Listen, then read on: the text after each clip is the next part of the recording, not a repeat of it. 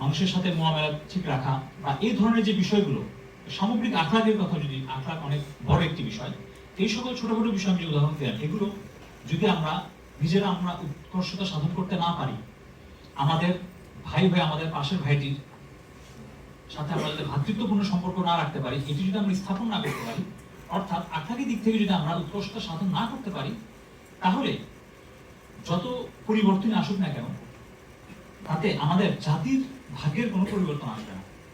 এই জন্য একটি জাতিকে উন্নত হতে হলে তাকে সকল দিক থেকে উৎকর্ষতা সাধন করতে হলে যে জিনিসটি সবচেয়ে বড় প্রয়োজন, আখলাকি দিক থেকে তার উৎকর্ষতা সাধন। এবং আমরা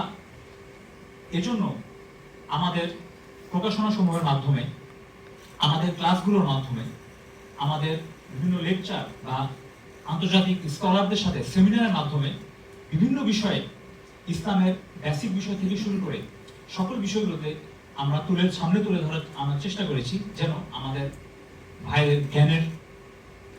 উৎকর্ষতার পাশাপাশি আখলাকি দিক থেকেও যেন আমরা আমাদের যে ধারণাটা, সেটাকে যাতে আমরা আবারও পুনরুজ্জীবিত করতে পারি। আমি মনে করি আখলাকি বিষয়টি এমন,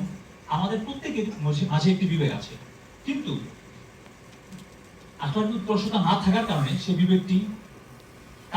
অনেক সময় কাজ করে না। কিন্তু যখন আমরা এই বিষয়গুলোকে, আমাদের ইসলামের এই বিষয়গুলোকে সামনে নিয়ে এসেছি, তখনই আমরা সেই আখলাকি বিষয়গুলোকে, আমাদের বিবেকটাকে জাগরিত করার মতো সুযোগ পাই, বা তখনই আমরা দেখা যায় যে আমাদের নিজেদের জন্য, দেশের জন্য বা আশপাশের মানুষের জন্য আমরা কিছু করার মতো একটি অবস্থানে নিয়ে যেতে পারি নিজেদের। আমাদের